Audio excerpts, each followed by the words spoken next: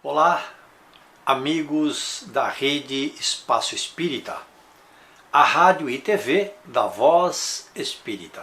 A Voz Espírita é um programa de divulgação da doutrina espírita. E eu sou Alberto Sami.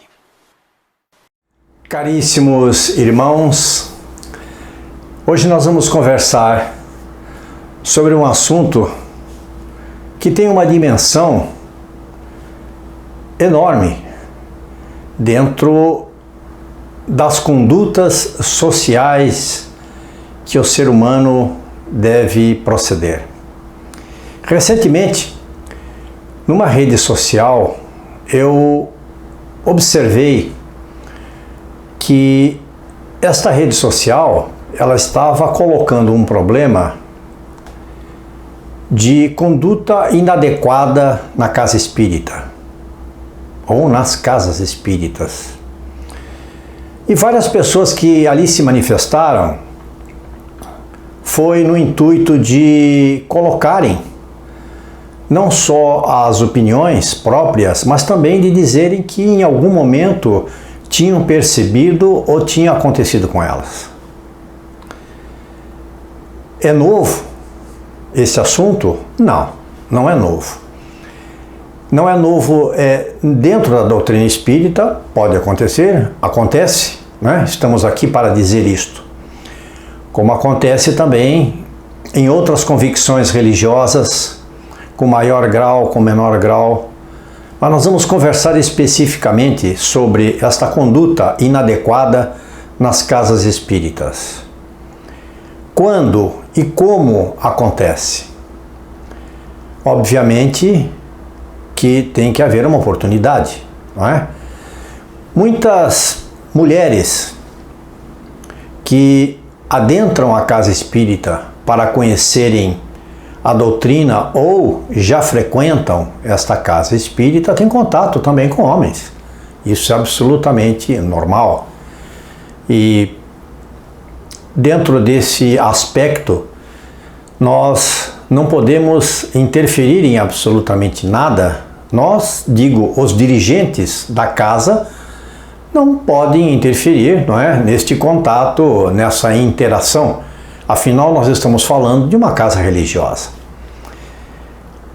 Quando isto é considerado inadequado, quando se torna um problema, diríamos assim, quando e em que momento aquela amizade pode se transformar num problema, a amizade entre o homem e a mulher, um trabalho conjunto em que envolvam homens e que envolvam mulheres, quando isto pode representar um problema, quando é considerado inadequado, estamos falando dentro de uma casa espírita, quando consideramos então este comportamento inadequado.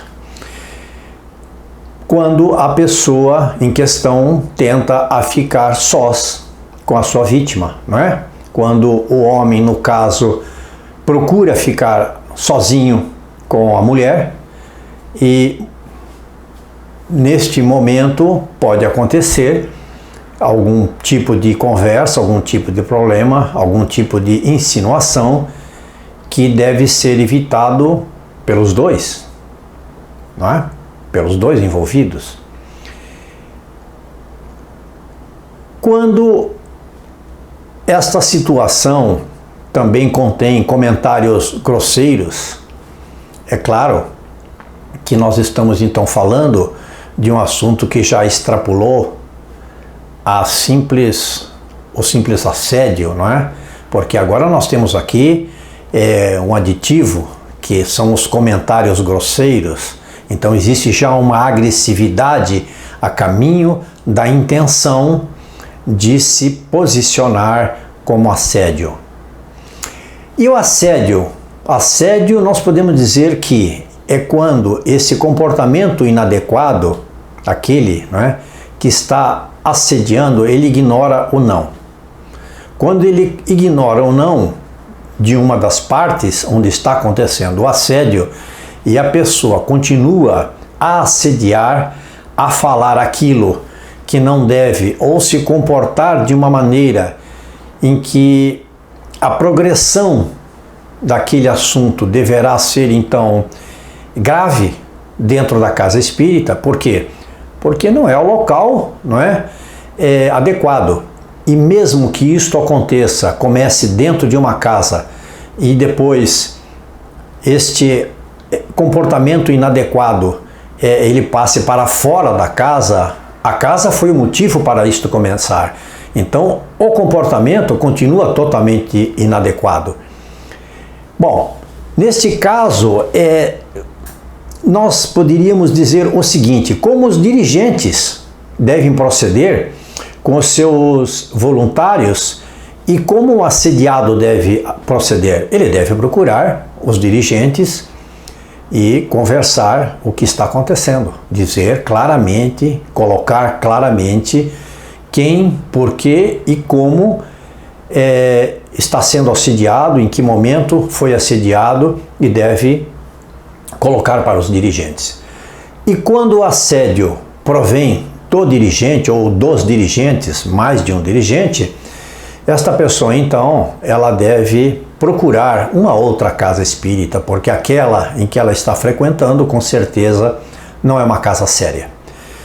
Porque entendemos que se temos o espiritismo baseado nas linhas do Evangelho de Jesus e trabalhamos com o Evangelho de Jesus para clarificar momentos dolorosos, não comungamos com a ação de dirigentes espíritas que de repente venham a tomar então a si estas situações de assédio para constranger pessoas dentro da casa. Então nós diríamos que o assediado deve deixar esta casa, porque ela não é uma casa que será adequada ao seu desenvolvimento de estudos espíritas, não será adequado à sua tranquilidade, à sua paz e nem à sua moral junto à sua família. Está se sentindo incomodado? Vire as costas, como dizia Jesus, sacode a poeira das sandálias e vá embora. Procure uma outra casa séria onde isto não aconteça. Esta é uma recomendação muito importante.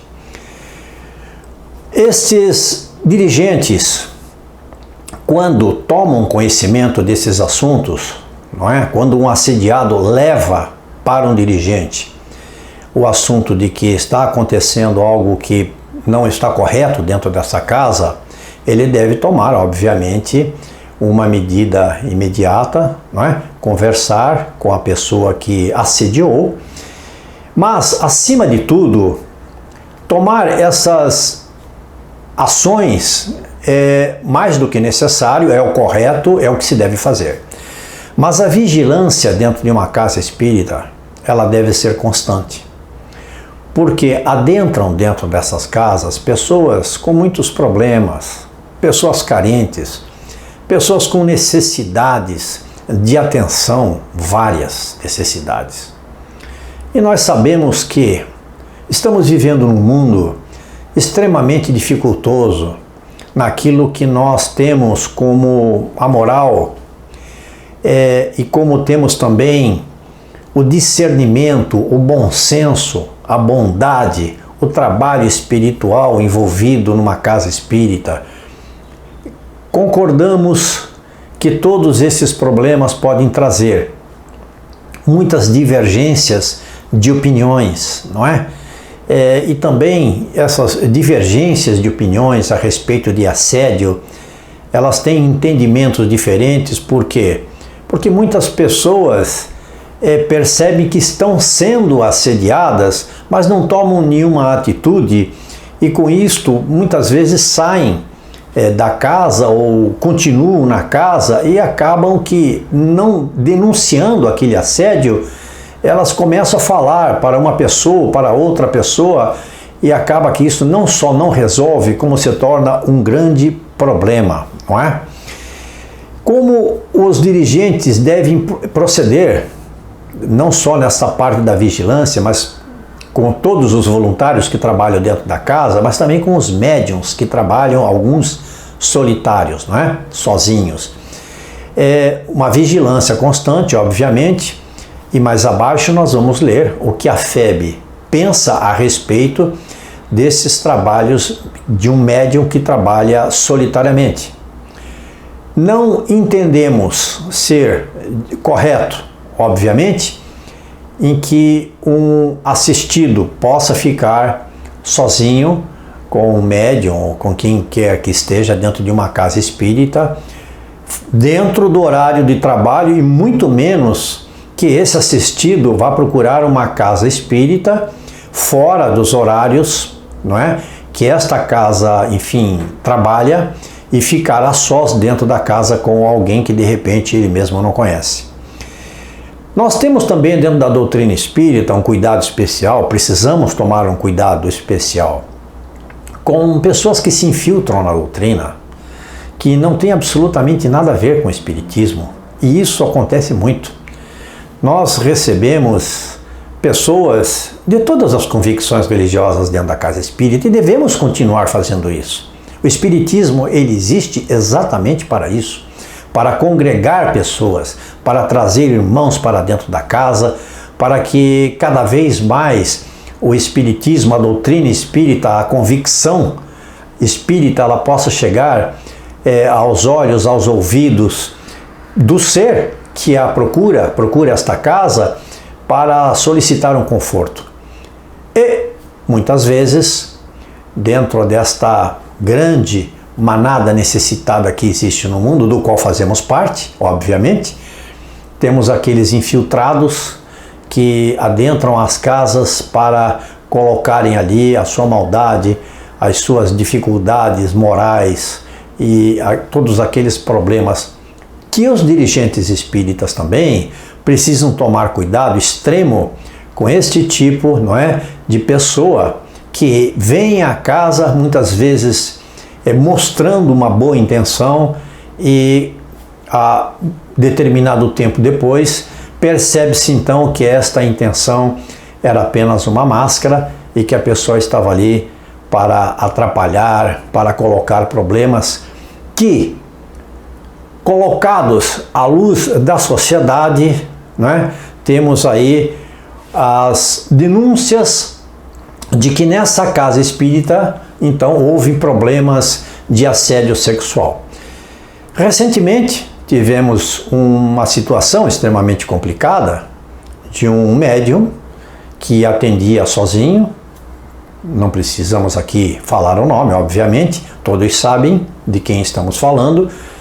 E este médium, que era muito famoso, um médium curador, foi então denunciado por aí aproximadamente 330, 350 mulheres desses assédios. Algumas ficavam tão chocadas que não tinham coragem, não é, de falar aquilo que estava acontecendo, o que tinha acontecido com elas, como isso tinha se passado. Mas a partir do momento em que houve uma denúncia num programa de televisão, essas mulheres então tomaram coragem para conversar e entre si também, obviamente, e falarem daquilo que estava acontecendo, vindo este médium a ser condenado. Mas nós queremos colocar aqui que ele sempre se colocou dizendo o seguinte, colocou a sua postura dizendo que ele nunca foi espírita. Nunca. Então nós entendemos que muitas pessoas que procuram médiums em casas particulares, não é, para curarem, ou centros abertos aleatoriamente, que não tem absolutamente nada com a Federação Espírita Brasileira, não são federados. Estas pessoas que procuram, elas procuram por si só, por sua própria responsabilidade. Por quê? A doutrina espírita não incentiva este tipo de procura e não incentiva este tipo de trabalho mediúnico solitário, onde o médium cobra, não é? Ele vai cobrar para fazer esse tipo de trabalho. Nós não coadunamos com esse tipo de pensamento. A doutrina espírita é uma doutrina extremamente séria, é uma doutrina de responsabilidade. Não coadunamos com nenhum tipo de mediunidade que seja mediunidade paga. Queremos também colocar aqui que médiums todos somos, em maior ou menor grau. Todas as pessoas, inclusive de outras convicções religiosas, que apresentam programas de televisão ou que são pastores, enfim, de outras convicções religiosas, possuem essa mediunidade de cura. Conseguem curar também, não é? Porque a cura ela é feita através do magnetismo de cada um. E dentro desta ótica a qual estamos colocando este assunto, nós temos aqui uma nota da Federação Espírita Brasileira que diz o seguinte: esclarecendo exatamente essa atuação de médiuns curadores. A doutrina espírita atua com o trabalho de caridade material e espiritual desinteressada, sem nenhum propósito a não ser o de auxiliar os necessitados. Toda a prática espírita é gratuita, como orienta o princípio moral do Evangelho. Dai de graça o que de graça recebestes. Estamos falando aqui do Evangelho segundo o Espiritismo. E o Espiritismo orienta que o serviço espiritual não deve ocorrer isoladamente, apenas com a presença do médium e da pessoa assistida. Não recomenda, portanto, a atividade de médiuns que atuem em trabalho individual por conta própria. Estes não estão vinculados ao movimento espírita, nem seguindo sua orientação, porque a doutrina espírita está fundamentada na tríade: Deus, Cristo e caridade. Com esta conversa que nós tivemos aqui, singela conversa, colocamos neste campo de atuação do pensamento, não só espírita, mas de todos aqueles que gostam da doutrina espírita, têm amor pela doutrina espírita, que frequentam as casas espíritas, que, ao sentirem-se constrangidos com qualquer tipo de assédio, como dissemos, comuniquem aos dirigentes daquela casa para que seja tomado providências. Caso o assédio provenha de dirigentes da casa, o irmão deve então deixar esta casa procurando um lar para os seus problemas que seja sério, uma casa que seja séria e que não tenha absolutamente nenhuma situação de assédio, e que entendemos também que não só estamos falando aqui de assédio sexual, mas de constrangimento psicológico, de qualquer tipo de constrangimento ou maus tratos que venham a sofrer dentro dessas casas espíritas. Queridos irmãos, é o que nós tínhamos para conversar sobre esse assunto agora, mas voltaremos a ele muito breve. Muito obrigado a todos. Amigos, Rede Espaço Espírita, a rádio e TV da Voz Espírita, que nos ajuda na divulgação da doutrina espírita, na nossa A Voz Espírita, neste programa que todos vocês escutam, veem através da rádio e da TV. Muito obrigado a todos.